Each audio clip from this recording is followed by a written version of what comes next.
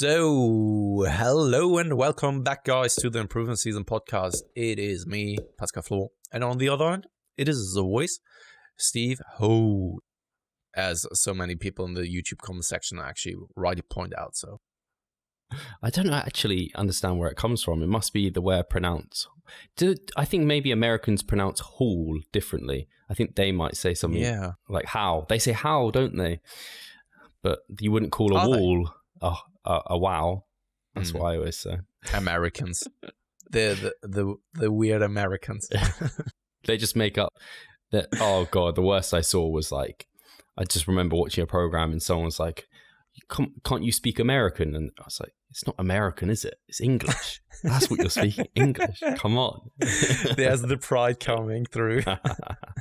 And the funny thing is, like, British people are so unpatriotic. It's ridiculous compared to Americans. We just don't care. We're like, yeah, everyone else is dickheads in our country. I can't even bring up Germany, right? Because everyone feels embarrassed to be patriotic about Germany. Still, it's crazy, right? But that's the true mentality.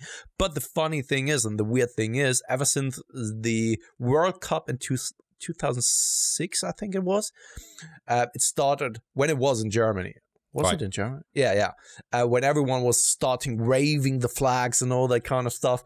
So right now, Germans only become patriots when there's a World Cup or a Euro Cup or so. And then they're driving around with those kind of small flags on their cars. And The weird thing is, I don't know, this is just my perception, but when I see that kind of small flags, rather than being like a proud British patriot, I'm like, it just looks tacky. Like when I see someone walking around with like a t-shirt with an English flag on, like it just kind of looks a bit tacky.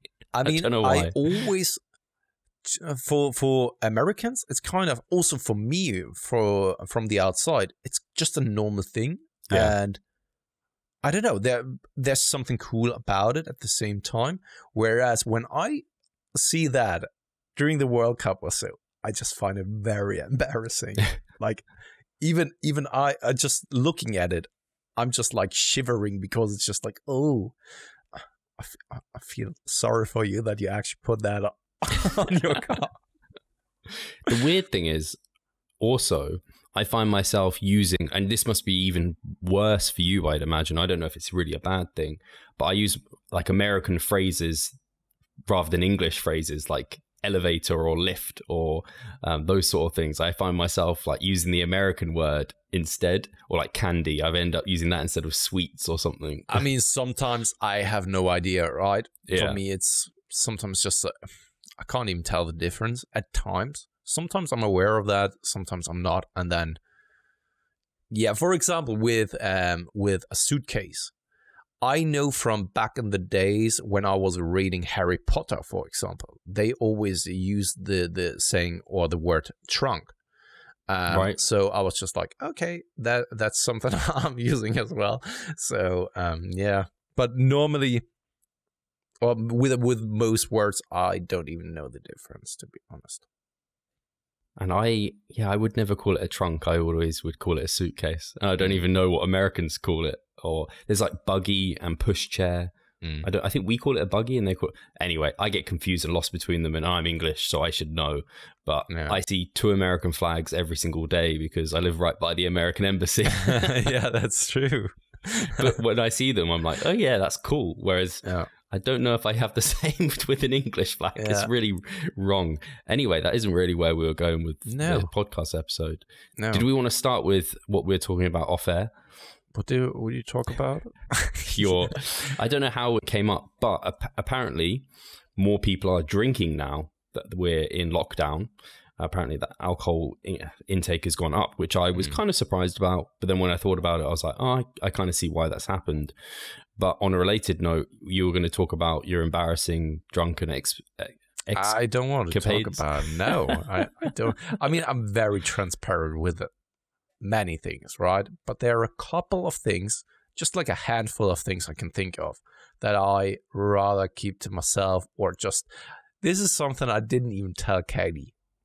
That drunken experience, and I've shared with her things that I have never told anyone else in my life. So that says a lot. It's worse than shitting yourself. Much worse. No, it's not much worse. I mean, it's really not much worse. I haven't done that, by the way. It's always relative to the way you look at it.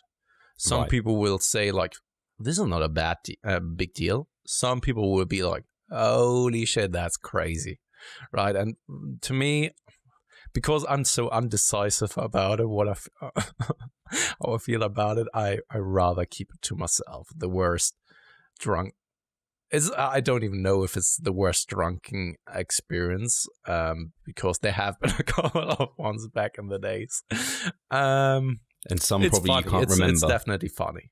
I can laugh about it. I don't know how. I know that other people would be judgmental, and this is what I fear most about it, I think. Did you hurt someone? No, I'm joking. No. What's just give us a funny one then. That will do. Do you want to have something? What happened for your 18th, or was this one of the ones that you can't talk about? I can't even remember what I've done when I turned 18. It's funny. There's probably so many nights I'd have to sit down with the people that I did those nights with to remember them, because it's so long ago since any of my I haven't been drunk. I can't remember the last time I was drunk. Like, I can't actually. It probably was when I was working at BHS in head office, because that was part of the culture a little bit. So I very rarely would go out drinking with them, but I did a few times. So that would be like 2013. So maybe like 6-7 years since I've been like properly drunk.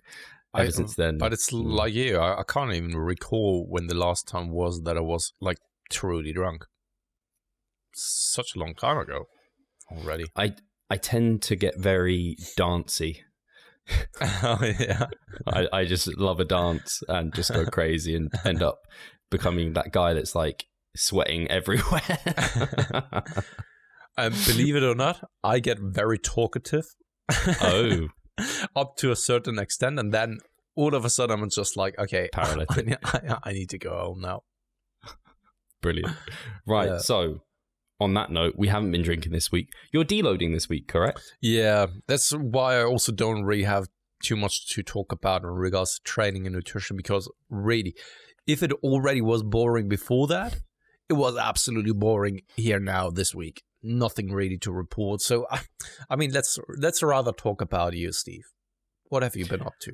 How much gear have you been pumping into your glutes here this week? My glutes. My actual legs have been a bit sore this week. What? My legs have been a bit sore this week, but that's from the 5K run. Oh, okay. Which I almost nominated you for, but I wanted to make sure I didn't want to, these things I'm kind of thinking about who I want to nominate people who will do it, but I also want to nominate people who are happy to do it or like happy enough. So I wasn't sure if you actually wanted to do it, so I didn't I've give never you that. Ever done a challenge where I was tagged to do something. Such a good call. I don't know. Yeah, I'm not. The general challenge is, I don't know, part of me, I think you can go two ways. You can be like, just ignore them all, not do any, or you can like love them all. And I kind of end up somewhere in the middle where some of them I'm like, yeah, I'll do it. And then I'm like, oh, it's too much, because like, I don't know, the bodybuilding ones, it's like rear double bicep, like every single pose basically comes through like now and then. So I'm just like, I just post, people have already seen these. I don't need to post more of these. Well, I don't know what it's achieving. Whereas that one felt a bit, I don't know if you've had actually, we have, this evening, it'll be clap the NHS. So like in the evening we clap. I don't actually know what the German equivalent or what you have. Yours is quite different. They've clapped once. At least that's what I've seen on the news, but I think never again. And I'm a little bit I find it very controversial, to be honest, because it's just like you're applauding kind of yourself. At least I've read an article, and I found it very compelling from someone who is working in the healthcare system, and she was basically was a female, and she was basically saying like, I don't care about your claps because it doesn't help me in the situation right now. All you're clapping for is basically yourself, because I don't get the support that I actually need. And that is more medical equipment to actually secure myself. And also then from a monetary perspective, we don't get the support that is actually necessary for everything that we are doing. Otherwise, we would have more help, more people who are now in this industry who then could actually offer the help that is so much required at the moment. Especially in Germany, there have been there have been a lot of discussions around over the past couple of years of privatizing the sectors, the healthcare sector, such as, for example, in the US, right? Yeah, there have been a lot of shutdowns of hospitals. So Germany was actually very good at handling the entire situation, but it also could have gone the completely different way. And that we are also, such as, for example, different countries missing hospital beds or like what's it called again? Breathing machines, for example, to support them. And yeah, I find it very controversial with the clapping, to be honest. I see where the intention is coming from. I find it good to send a message of like, okay, we appreciate what you guys are doing, but at the same time, I also can understand where she was coming from and saying like, I don't care whether you are clapping for me or not. It doesn't help in any kind of way. You know what I mean? I do. I had a similar kind of. I'd seen similar people within the NHS say like they're not sure how they feel about the clap because typically people are talking down about healthcare in the NHS, and now it's like all of a sudden we're getting clapped. But I try and take it a little. I try and when things are like this, I think I end up overthinking, or at least I can. Absolutely. And so I was just like, I've seen people who are in healthcare really appreciate the clap and get behind it. Yeah. It doesn't hurt me to do it or not do it. And I actually, like, in a selfish way, it feels nice to have a community and everyone get together and clap. Yeah. And I was like, it's apart from Ada goes nuts when everyone claps. She hates it. She barks her nut off. Just wait for New Year's Eve. Happening. Yeah. As a dog owner, I mean, it's good in London because you're not allowed to actually have fireworks on your own, right? I mean, in Berlin, it's just like people go to war, like actual war in some of the centers where they are just like throwing and shooting rockets at each other. And dog owners, they need to leave the city because dogs just go wild during these times. She doesn't seem to care about fireworks, actually. I was just remembering back New Year's Eve, there were some fireworks. Nothing super close, but you could hear them. She doesn't seem to really care. For some reason, it's the clapping, right? Like, I guess it's like in her face. She just loses her nut. But yeah, I guess so. With me this week, I can't believe, like we said this last time, how fast time is going. I can't believe I'm almost like I'm halfway through my primer phase. And whenever you're looking at doing a primer phase, and this comes up all the time, and I've asked so many guests this sort of question of how do you get people to adhere to this?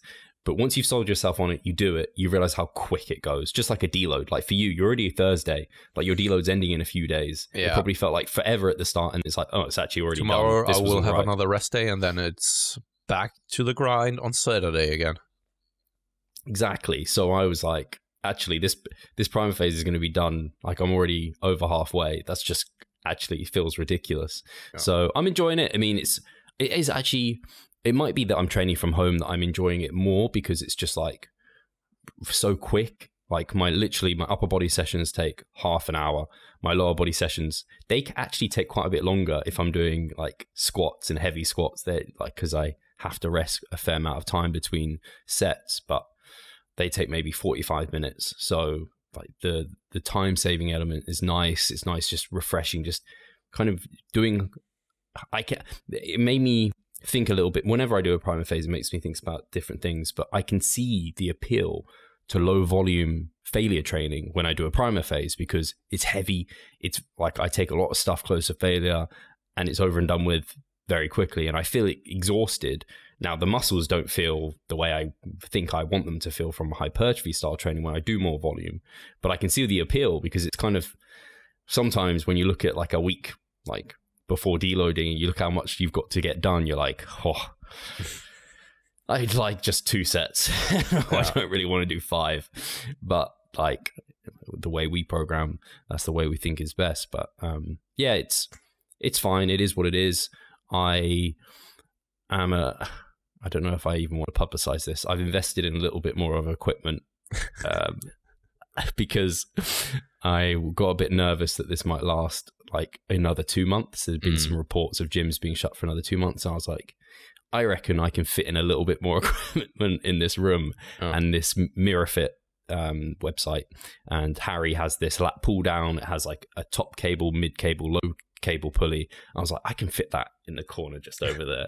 It was £200. And I was like, I've got like free weights that it uses to add on to it and everything. So I was meant to talk through with Charlotte a little bit more than I have, but she was busy and I was like, this is going to sell out. So I bought it and she doesn't know. Hopefully she can't hear me right now. But I think she'll be okay. I think I can fit it in so it doesn't take up too much room. The lat pull down is only like 1 meter wide. Yeah. Nice. This spare bedroom is legit becoming a gym. Z, for example, he has ordered a treadmill now. I saw that.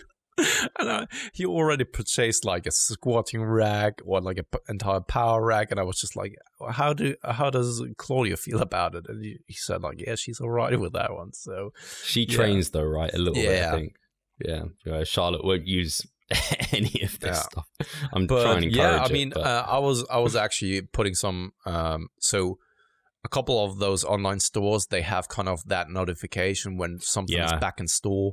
I'm on so many on of that those. one website, right? I was just like bombarding them with notification requests of like, okay, this is something, so tell me when this is available. I will order immediately. What about this? So I think I sent them like 20 or 30 requests for different dumbbell variations and different sets. And yeah, I think I will do the same because we are going to move houses now a little bit earlier than anticipated in the midst of in the beginning of June. And if the gyms haven't or aren't reopened by then, I will probably also get like a barbell and some plates and just put it into outside, position it outside or outdoors. Yeah, that's lovely right now with the weather. Yeah. I see people lifting outside. I'm like, this can do it on the balcony. It wouldn't work. Yeah. But that's what I think I would do then. And just like, I don't know, put it somewhere or store it somewhere if I don't need it. That's the cool thing with a lot of the stuff that I've ended up picking up. It is kind of small enough that it can be hidden away a little bit.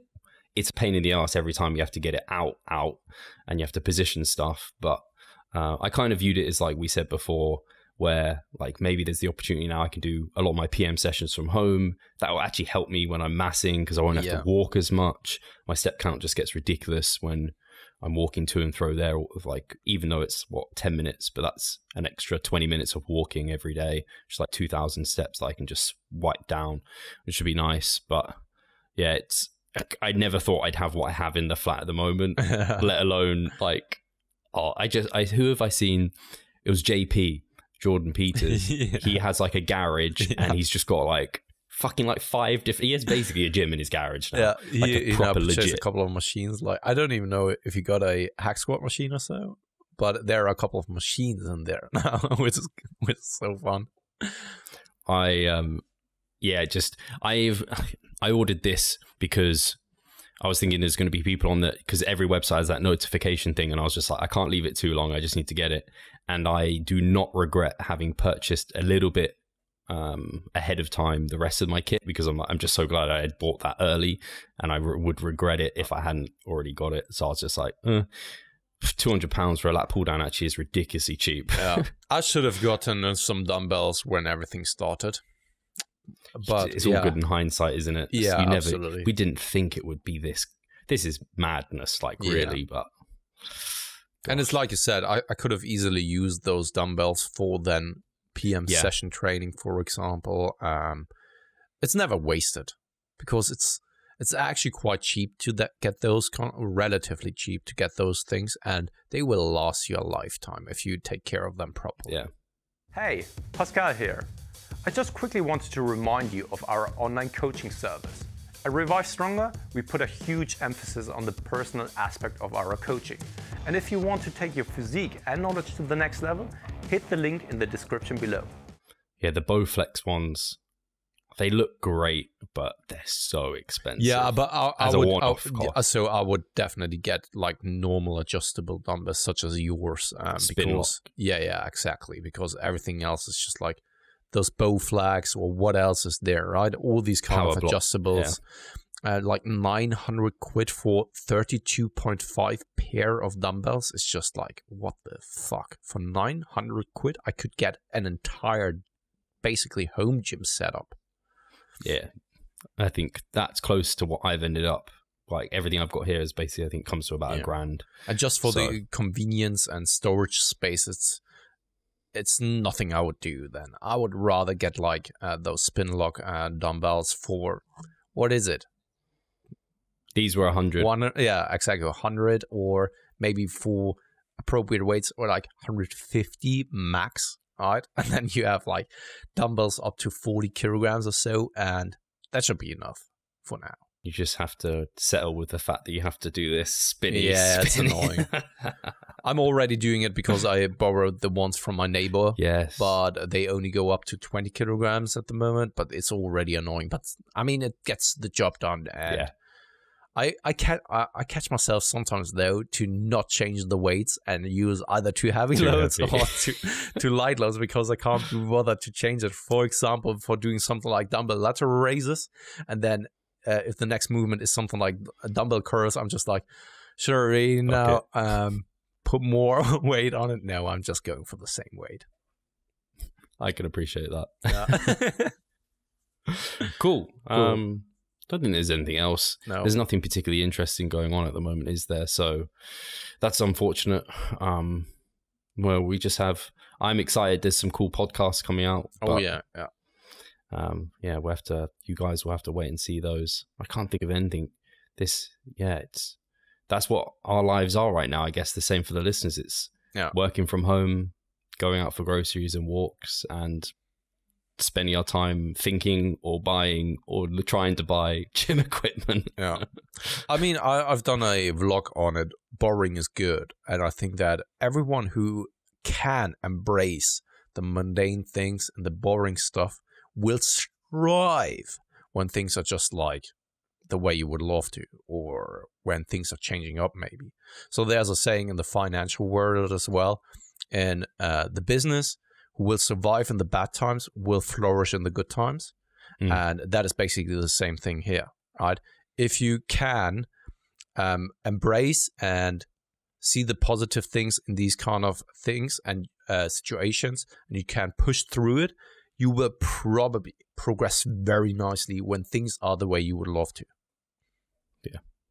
I think that's a good perspective to take all the time, actually, like business, life, everything. So cool. Let's move over to questions then.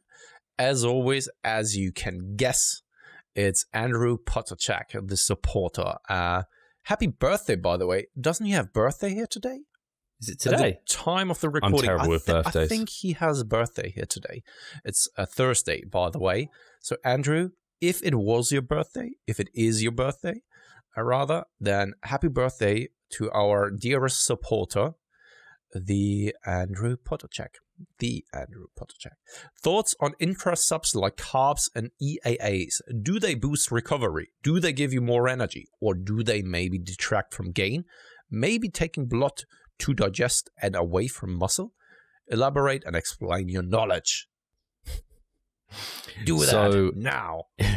Intra-workout carbs is something I have spent some time looking into because I've been twice daily training for so long, and that's one of the scenarios that it tends to be more efficacious and provide more value than others. The whole kind of taking blood away from the muscle and detracting, I think, is maybe overstated. When I just think about the fact that like these glucose drinks have been used within sporting endeavors, mostly endurance events, for years upon years and years, I just don't see that as something that would have been considered if it was something that was going to be a truly detriment. I think there are probably some different carbohydrate sources you can use that would be worse for that than others.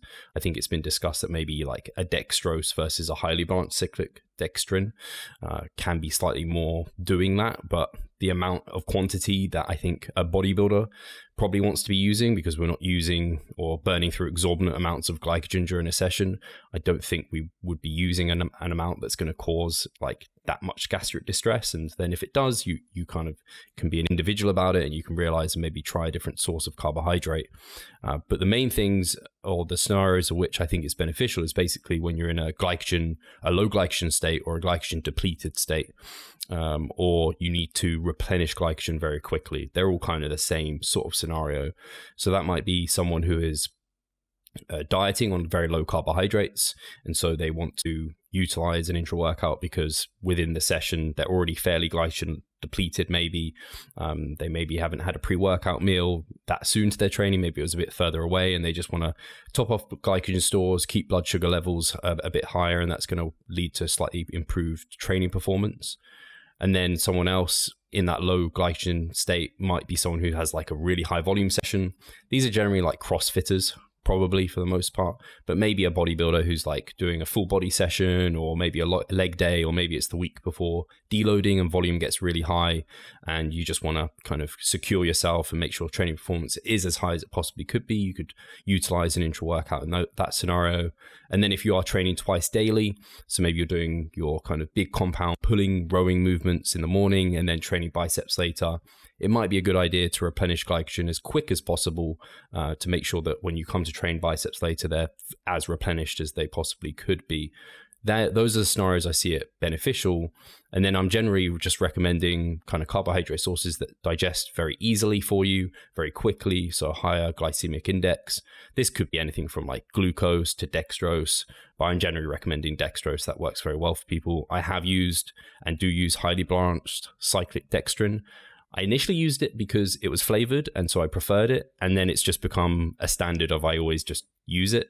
So I haven't used dextrose to a huge amount, but maybe I probably would switch back to dextrose because it is a cheaper kind of source. And then I think carbohydrates is the main thing that you'd be consuming. You can also incorporate protein. That does tend to, a small amount of protein does help glycogen replenishment. So the two combined is actually better than just glucose or carbohydrates on its own. You don't need a load, so you could have like 10 to 15 grams. I generally recommend half the protein to the carbohydrates that you're consuming. So I tend to say anywhere from 15 to 50 grams of carbs within an intra-workout shake. So that's anywhere from like 7 or like 10 grams of protein up to like 25 grams. And that's just to help the upregulation of glycogen replenishment. Is not for maximizing MPS or anything. There's also some side benefits to, like, it's anti-catabolic having the kind of carbohydrate shake within the session. So maybe you're down-regulating muscle protein breakdown, but I don't know if those benefits are huge because, I don't know, you're breaking down muscle tissue as you're training anyway, and that's part of the response you're looking for. I don't know enough about that all. And then the other thing that I might incorporate is some form of electrolytes. I tend to just put in a bit of salt within my shake, but you can use like electrolyte powders and things like this if you want kind of the other electrolytes. Potentially that could be quite beneficial, but I think starting off with just some carbs, then maybe incorporating some protein, then maybe some electrolytes is a good way to go. In terms of protein sources, I tend to favor whey concentrate or isolate. I don't see why you would use BCAAs. It doesn't make any sense to me really, because they're like non-essential amino acids. So it's kind of like, it doesn't do what we really want it to. EAAs, I see a little bit more sense for, because they are the essential ones. But I would just say, why not just use a whey protein that has all the amino acids, digests virtually as quickly. It does the job that we want it to, and it's probably a bit cheaper than using those other products. I think that covers most of my thoughts around intra-workouts. I don't know if I didn't cover anything. Very comprehensive. But I've looked into it because, yeah, I've done a presentation on twice daily training, so I wanted to make sure I kind of knew what's what on those. What I find really interesting is that even having I think it was a glucose like mouthwash tended to benefit people for training. And anecdotally for me, just having even just like a Diet Coke or like a Diet Pepsi or something. I'd never have Diet Coke, Diet Pepsi. It's got to be Pepsi Max even. Even sipping on something that's just flavored water, that helps. Like something sweet in my mouth, or a lot of people chew gum. I think you chew gum, Pascal. Yeah. Something about that just flavor in your mouth. It gives you a bit of a kick. So I think if you're really dieted down and you didn't want to use any of your calories towards an intra workout, which I can respect, just having something like a diet drink or some chewing gum or something in your mouth, I think that could probably give you a bit of a boost. It's crazy. I feel terrible if I'm not chewing gum while I'm training. I need to have my chewing gum. It's crazy. Don't know what it is. I think I've seen you say it before. It's like headphones for you if you don't have your music. So I always have like a big box of chewing gum with me. And whenever that is empty and I forgot about filling that one up again, I'm just like, shit. And it directly impacts my training. Chewing gum is one of those really weird things. I end up periodizing by accident. When I'm dieting, I eat basically these extra packets. I maybe have there's 10 in a pack. I would have at my max like 10. I just input that in my fitness pack at the start of the day because I know I'm going to have 10, and that ends up being quite a lot of carbohydrates. And then there was moments in my off season, and this was very rare for me. I wouldn't even think about chewing gum. I wouldn't have any. In fact, actually having the chewing gum made me feel a bit like queasy. That's as far as I got in my off season.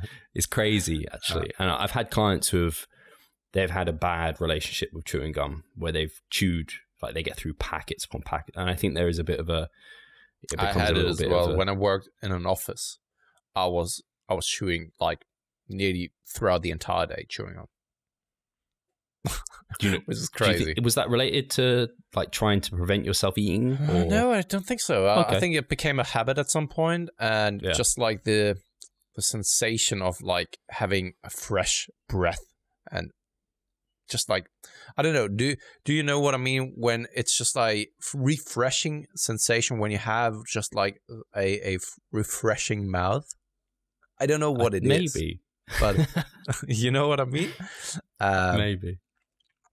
And also I had the feeling that I'm just like a little bit more focused and I could breathe better.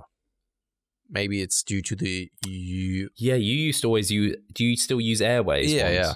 I don't use those. But they are the best because they last you very long. So many, especially like normal chewing gum, it becomes a little bit stale after like 10 minutes or so. Then you need to throw it away. And Airways I can chew for like an hour and they are still good to go. But only the blue ones. Only the blue ones. Blue. I like extra strong. They are like extra strong Airways or. No, they're called Extra, but then you're right. There's different variants, and there's some that I like. I think it's like the white packet, and then maybe the like spearminty colored packet. It's called like Cool or something. Cool Breeze. I'm not sure. And then the bubblegum ones are really nice, but they go off very quickly. Absolutely. They are just like after 5 minutes, you can just throw it out. They are very nice in the beginning. Yeah. Like the first minute or so, and then it's already over. I'm going to make this stick for the listeners and for us. The flavor that I call it, after it goes minty, it goes binty.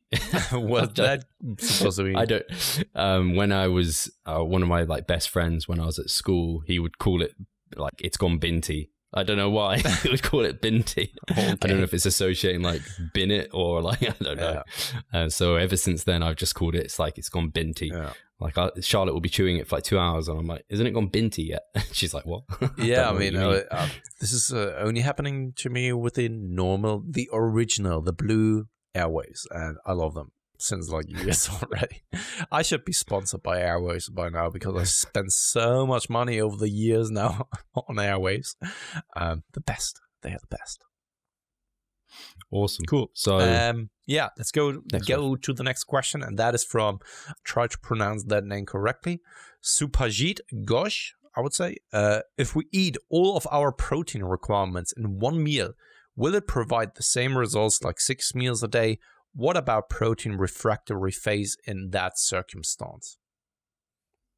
So I think this has been fairly well studied, that I think it's between 3 to 6 protein feeding spread evenly through the day tends to be the most optimal muscle protein synthetic response. So keeping muscle protein synthesis upregulated to the greatest degree, spread evenly through the day through even periods of time. So either like 6 more frequent, lower amounts of protein, assuming that's all above like 20 grams of a full amino acid profile, and then either or more spread less frequently through the day in bigger amounts, but at least 3. I think it's been fairly well studied, and I would have to defer to either Pascal or maybe Jean Tromlin's he's got a whole article on like MPS and protein and everything along those lines. So I would say this is one of the big fallacies, the fallbacks of intermittent fasting, because it completely kind of shits on nutrient timing. And whilst it's not the most important component of results in terms of nutrition, it is quite important, especially as you're getting more advanced. So yeah, it's certainly not going to promote the same results as someone who's spreading their protein through the day. I would say the same. And he asked about the refractory period as well. And the refractory period has only been a theory at best. And if you really think about it, it doesn't really make sense at all. As if the body says like stop at a certain point and you can't uptake it anymore. It is contradictory to nearly all the protein research that we have out there. And when it also comes to the refractory period in and for itself, really think about it, right? Because normally you don't just eat solely protein, right? It always comes in the form of like in a meal or so. And a meal takes hours to digest. So that would mean if the refractory period would actually be a thing, that the next meal, like even 3 or 4 hours after the one meal of the protein bolus, or where protein was in that meal as well, you wouldn't uptake that protein, which doesn't make sense at all. It doesn't. And it's not how it works, actually, right? And I could even go further down, like the theory, and trying to debunk it, or not just trying, but debunking it with all the contradictory things that actually disprove the theory behind the refractory period, that it doesn't make any kind of sense. That's the whole muscle fill effect, isn't it? That came around, yeah. And kind of, yeah, you're right in that the research just contradicts it quite heavily. So people don't need to worry about setting their clock to a certain amount of time. No. Because just like the most simple thing, and that is, if you have a meal, right, it takes hours to digest.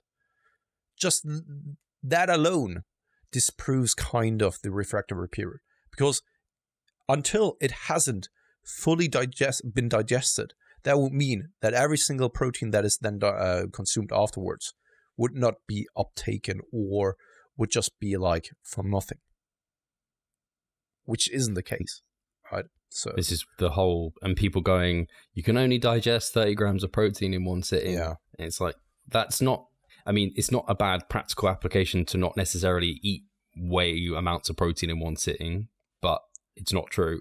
Also, if the human system and body would be so inefficient in energy storage, we would have been not even on this earth anymore, right?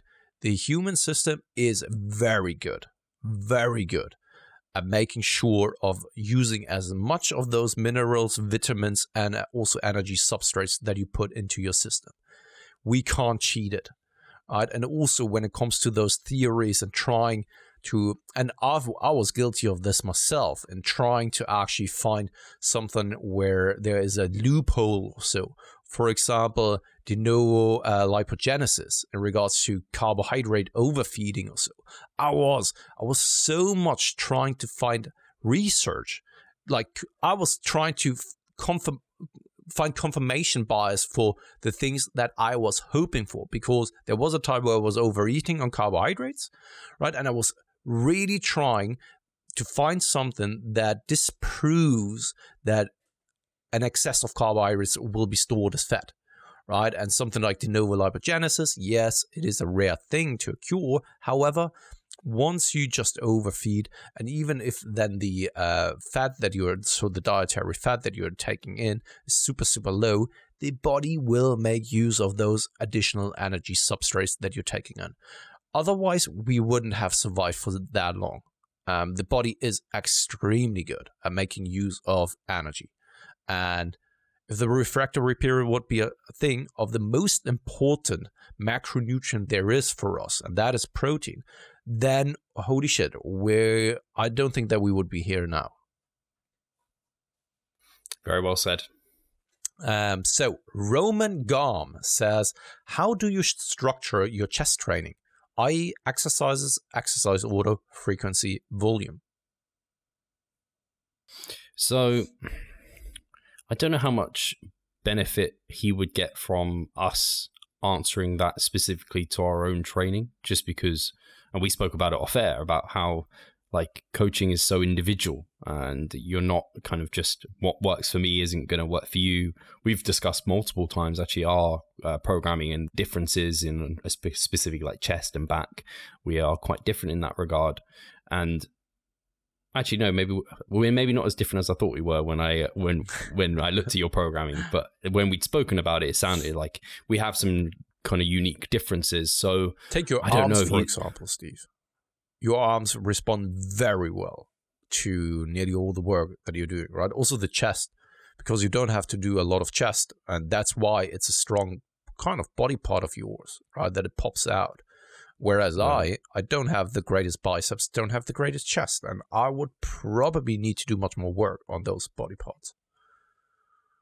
And the weird thing is, on that note, just of chest, like you're stronger bencher than me, yet my chest is like more developed, arguably, or maybe it's just the muscle inserts on the muscle bellies, but it could potentially be that way. It's just, again, it just made me think like, I don't know, people talk about, generally a stronger muscle is a bigger muscle, but not always. You get these skinny powerlifters that are ridiculous, but even in higher repetition ranges, like you're stronger than me, you're a better bencher than me, just all round. So I don't know, I find it,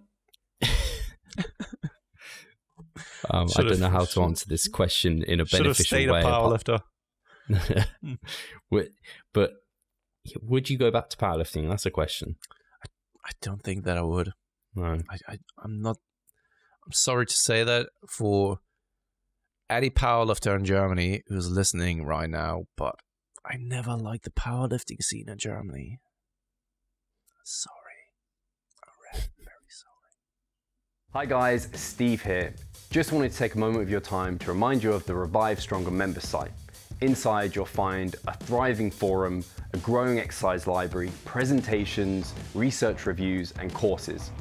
If you want to get involved, sign up via the description. That's fair. So to answer this question, so it's basically volume, frequency, exercise selection. With that, like we could just go into, this could be a whole podcast talking about all these various elements. It's just picking a volume that you respond to, that you're seeing, that you can recover from. Like that's the very bare basics of volume requirements for chest. Frequency, you spread it through at least 2 sessions a week. Research is pretty clear on that. Probably 2 sessions is better than 1. More than 2, maybe. It doesn't necessarily be that way. I'd say if your volume per session was getting much above 10, then maybe 10 sets for that chest. Then I would probably look to spread it over some more sessions. That probably is a wise idea.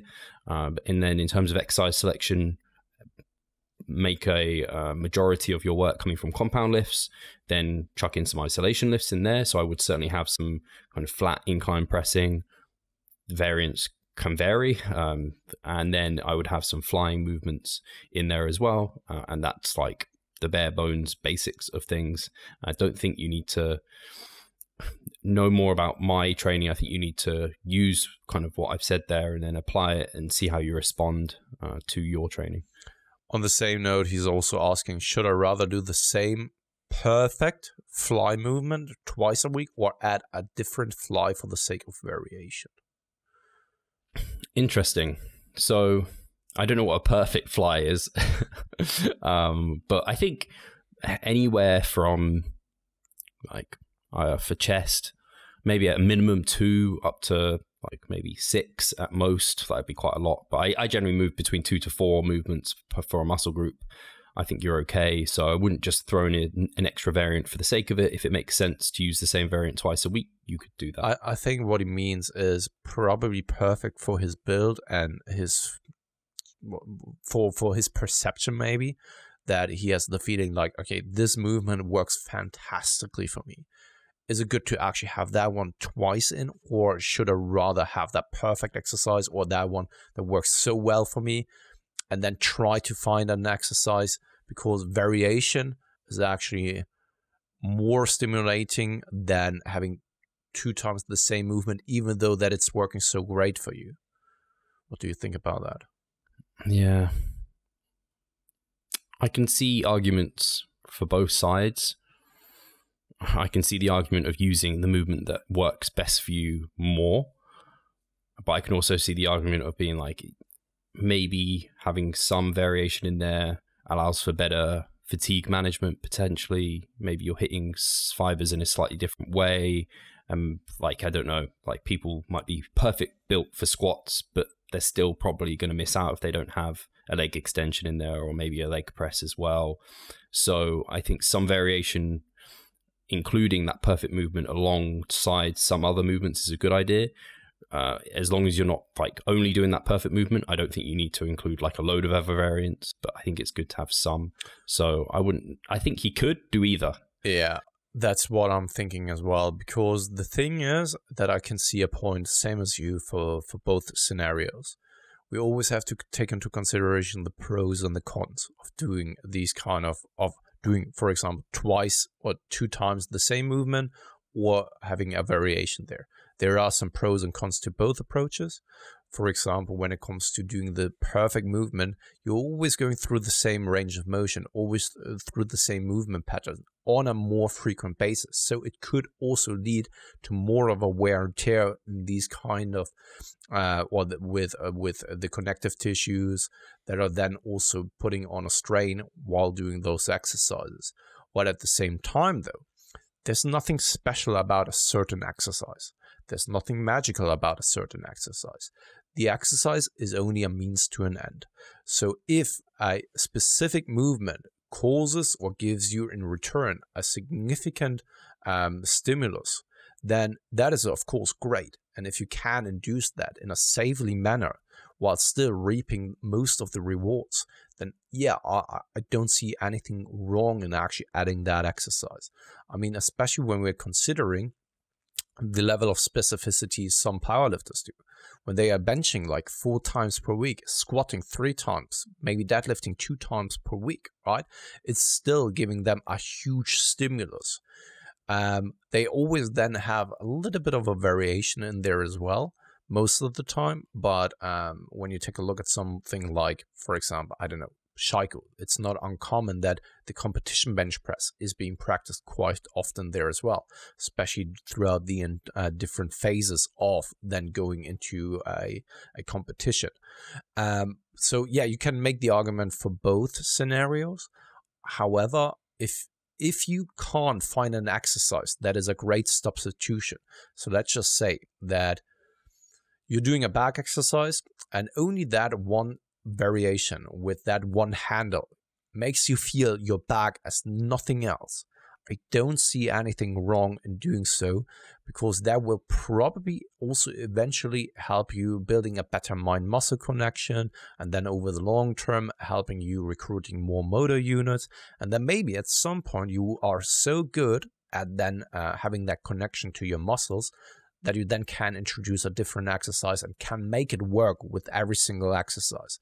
This is something that Steve and I have been talking about in the past already, that it took us a while to get there, but now we can nearly make every single back exercise work for us. Still, there are some exercises that simply don't work due to mechanics, especially when it comes to machine movements, because that is highly individualized in my opinion. But most of the free weight movements we can figure out for ourselves, right? But also there, it may look quite different to how Steve does it and to how I do these kind of things, because there is something about, okay, maybe you need to have that your hand slightly pronated or so instead of supinated to make your back, to feel your back. And then it comes down to just experimenting and figuring out what works for you. But once again, just to boil it down, I can see an argument for both.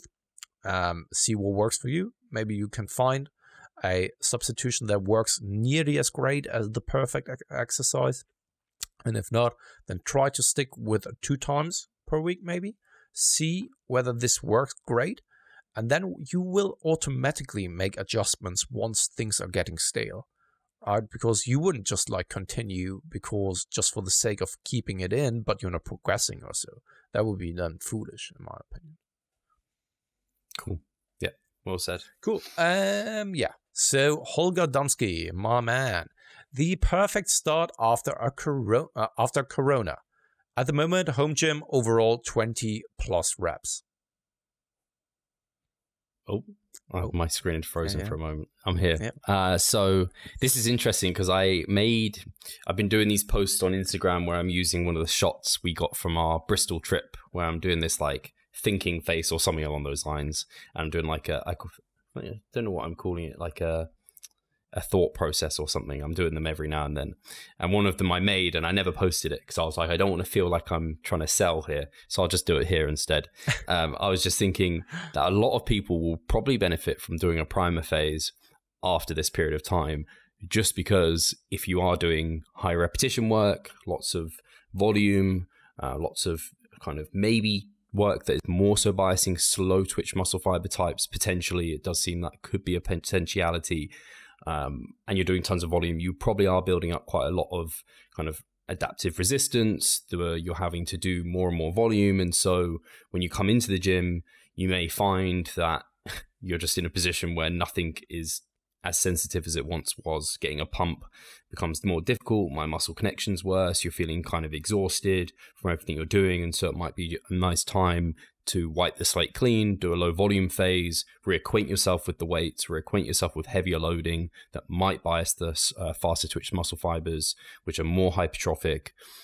So I think for a lot of people, they may be in a good position just to get back to some heavy basic training that's lower volume, and then that would prime them actually for a long kind of gaining period. But yeah, I think for a lot of people who are basically going for a metabolite style training right now, where they are doing light loads, lots of reps, lots of volume, they'd be good to wipe the slate clean and go through a primer phase essentially, which is a low volume maintenance period of training. Yeah. I don't want to refute that at all. I am totally on board with everything that you said there. This would be my general recommendation. We're selling an ebook. Thing is, though, it's one thing about a general recommendation or what may be the best thing to do on paper. However, I also know that many people are in the position of like, okay, fuck, I was missing the gym so much and I want to go back to the gym. And once the gyms are reopening, I don't want to do a primer phase. I don't want to actually go back and just like doing training sessions of like 20 to maybe 40 minutes of doing low volume work. I want to go in there and crush it. What would you say in that instance? So, because one more time to elaborate on that one. Sorry for that. Because I think that many people are in that position. I totally am on board with you because of the high repetition stuff. It kind of mimics a metabolite block, and I think that the best decision would be to go into a primer phase. But I also know a lot of people want to go back into the gym and then start crushing it because they've missed the gym so much and they just feel like it. Yeah, it's I completely understand, because I would probably. I don't know. I feel like maybe I would struggle with that. I'm doing a primer phase now, so I'm not. When the gyms reopen, I do want to be in the position where I can just go at it. But the thing that came to mind immediately was, I think it was what Jared said when we spoke about like when people aren't happy to do a primer phase. It's like, do you want to be the person that literally does everything they need to get the results, or do you want to be the person that just does what they want to do? So like a champion does what they have to do, not what they want to do. So in that case, it depends who you are. If you are someone who's like, okay, I actually want to do everything I should do to get the maximum results, then the primer phase is for you. If you're someone who is like, I would like to do that, but in reality, I'm just not going to stick to it. I won't adhere to doing a primer phase when I first go to the gym. Well, then for you, possibly, I would say that when you get back into the gym, the training is going to be fairly novel because you have been doing such like bodyweight things, and possibly there is a route that you could manage to get some okay, reasonable progress because maybe motivation is higher, maybe the stimulus to fatigue ratio of movements is better, and maybe you can eke out a mesocycle worth of high volume training again before settling down into a primer phase. But I think it was maybe like Mike or someone who said like, and it may even have been Eric Helms, like anabolic resistance is going to get you. Is it like age is one thing, but I mean, just eventually you're going to have to settle into a lower volume period of training. Like this comes from a vast range of different hypertrophy experts within the evidence-based industry. Cycling volume is something that they all recommend. And I think you either are going to do it now when you first get back into the gyms, or you're going to have to do it later down the line. Later down the line might bring you slightly less greater results to if you did it straight away. I think that would be my answer. What would you say, Pascal? I have a hard time, actually, because especially because I'm just like trying to think of what I would do. And I would more so err on the side of like, I'd rather do what I have to do instead of what I want to do. But at the same time, I'm thinking about me as a coach. What would I tell my athletes? And there I'm split, because some athletes, they need to hear like, okay, you're doing a primer phase because XYZ, because I know your overall goals. I know what it is that you want to accomplish, and that's why I would very, very much recommend us doing so. But I also know a lot of people who don't have the highest ambitions, who just want to look better, who just want to go in there, have a good time, and by that also then progress. And in that instance, it's always the same when it comes to, okay, what may look perfect on paper or be the best on paper may not be the best for that individual. And I think that personal preferences for those who don't have high ambitions, and I'm not saying like certain ambitions are more superior or inferior than others, but it's always then coming down to what that individual wants, what he preferentiates.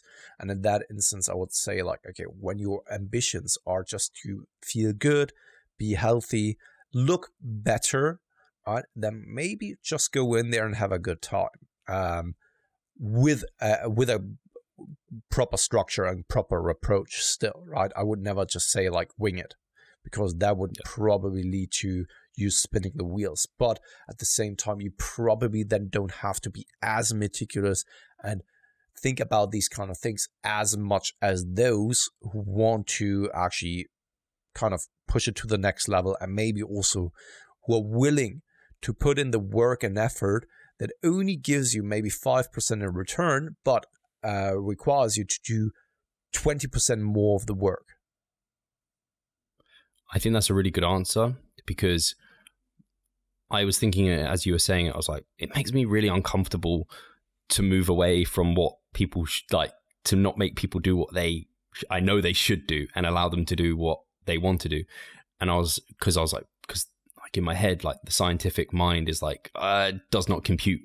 But then when you were talking it through more, I was like, you know what, if that person is who doesn't kind of go all guns blazing into bodybuilding and is maybe a little bit more on the side of, I just do this, I do it because I enjoy it, I want results, but I'm not like crazy about it, I'm not going to go out my way when it's kind of super uncomfortable, difficult, then they're probably not pushing the bounds of their physiology. And that's the person who needs to do more frequent lower volume phases when they're someone more advanced, when they are really pushing the volume limits. And I think in that case, like, you just don't need those lower volume periods as often. So that's where you can just go at a slower pace. And so they probably, don't need to after this. Exactly. And I also have a lot of athletes where I'm doing a primer phase that only lasts like 2 weeks. And I even sometimes do it with only 2 back-to-back deloads, just to have a little bit of that adaptive resistance coming down and resensitization effect happening.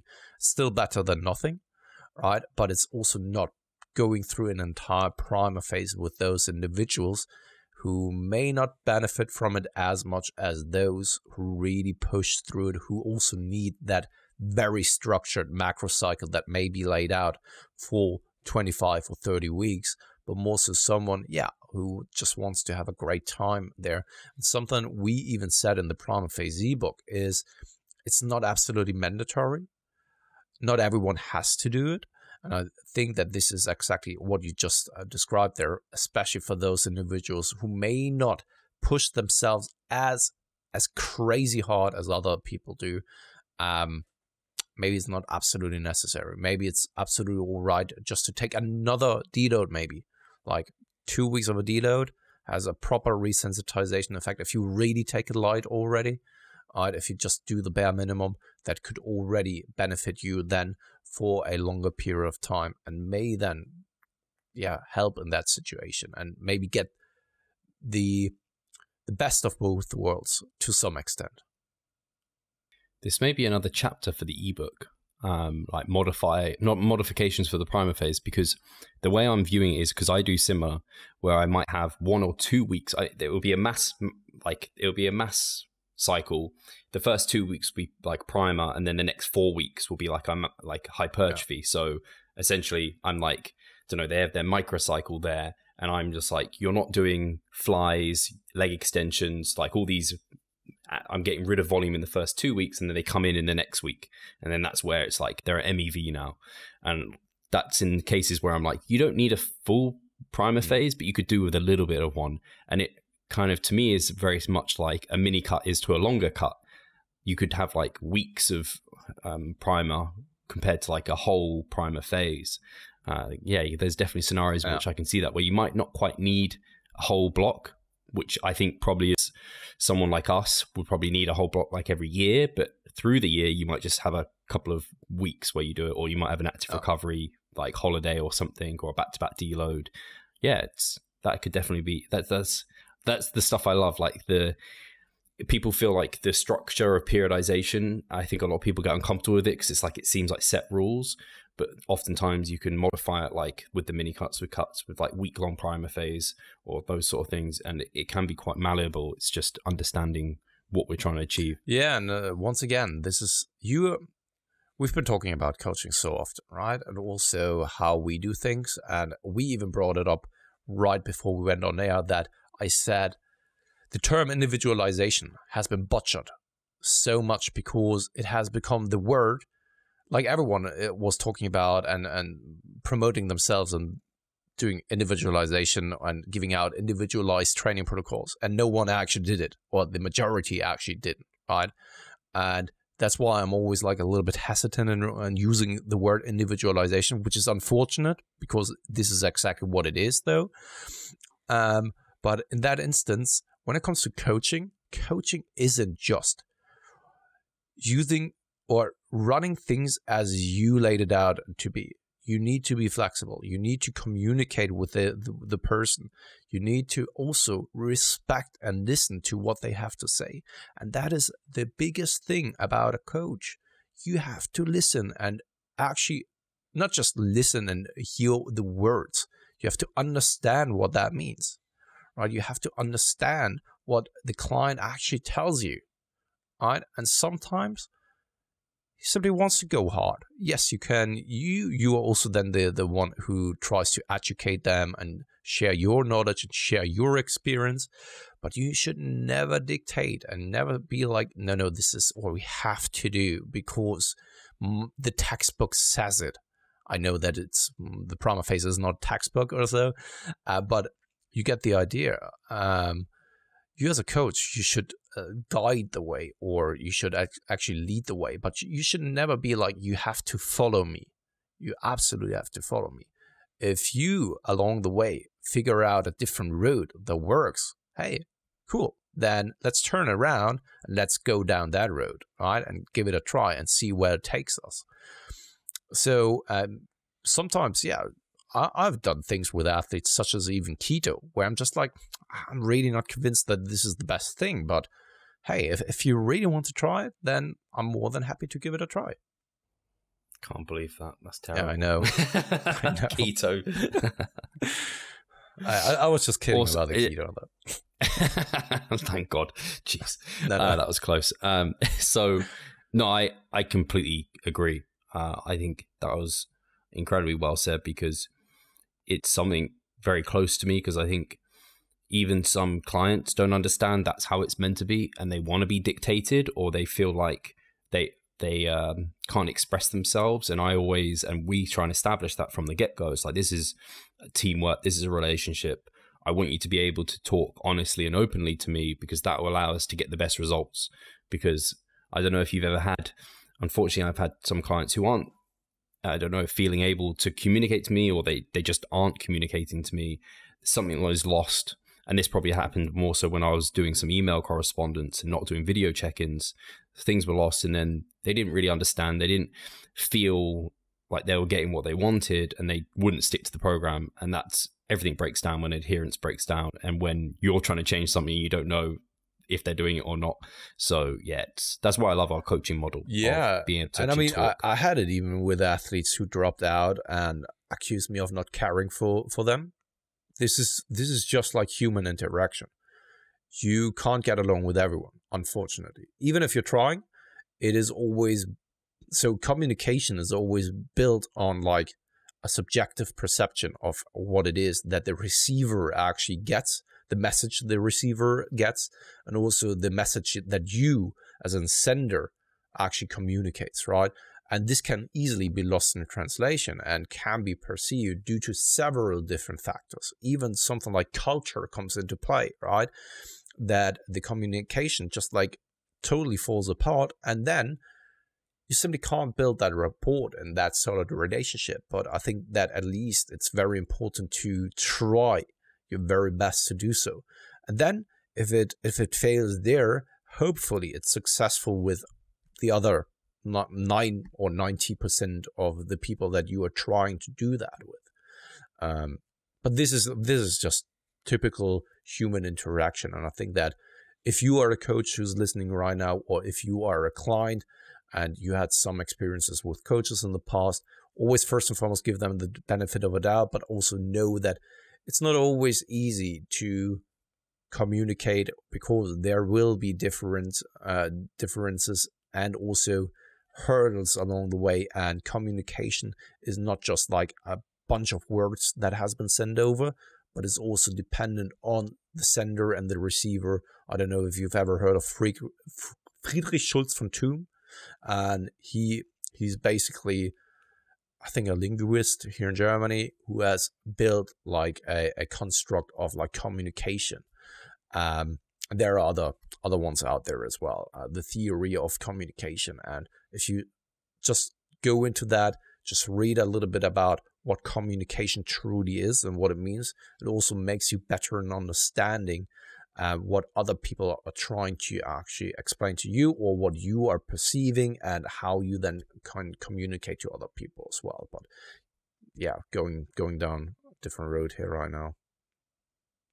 The only thing I'd add is, this is why you see people like go through maybe a few coaches, because you don't always guarantee the first coach you get coached by is the coach for you. They might have the methodologies and everything. They just might not be the person that communicates and you see eye to eye with. So absolutely, I think that's a good end. Thank you guys. Thank you very much for listening. As always. Leave a thumbs up, hit the notification button, and also subscribe, because we hit 25k. That's and we won't hit 30. That's not what I want to say, but it helps the algorithm. Oh shit, helps the algorithm. Yeah. Subscribe bitches to YouTube and iTunes. I don't know what to do on the podcast. Download it. Whatever. Just give us a review. That's the one. Thanks, guys. We're not very good at this. Thanks for listening as always, and I guess we will see you next week.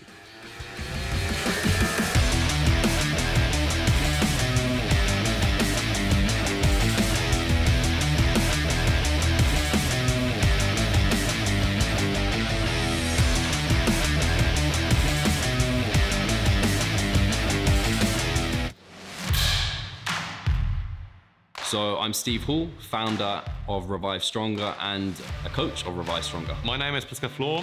I'm the co-owner of Revive Stronger and also a coach, of course.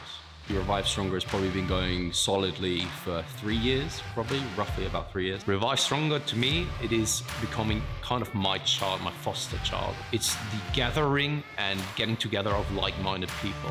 We've been expanding the coaching team, which is helping us help more people, but each coach can only help a certain number of people. Right now, it's all over the place. We have YouTube, we have Facebook, we have Instagram, but there isn't that community aspect behind that. And so the next step for us is developing a membership site. So basically, we want to create a family and a community that is then benefiting from another. A really cool community for people within our little niche is going to be a website. They will get early access to our podcast. You can access us, ask us questions. The community aspect, we have a forum there. You can ask questions, but also you can log your journey. There's also going to be courses on there. Courses, presentations on different topics. Discount of past seminar footage. We will log our journey as well. We'll start vlogging. We're going to have documentaries. Our entire athletic journey. Furthermore, they get access to an exercise video library. The exercises that we love for hypertrophy and maximizing hypertrophy, we're going to go through those in depth, telling you how to execute them. We kept them concise and also mobile friendly so that you can watch them in between your sets. I'm super excited to grow this community. The amount of value that we're going to be delivering is huge, and I'd love you to be part of it. You will get so much out of that. I'll see you inside.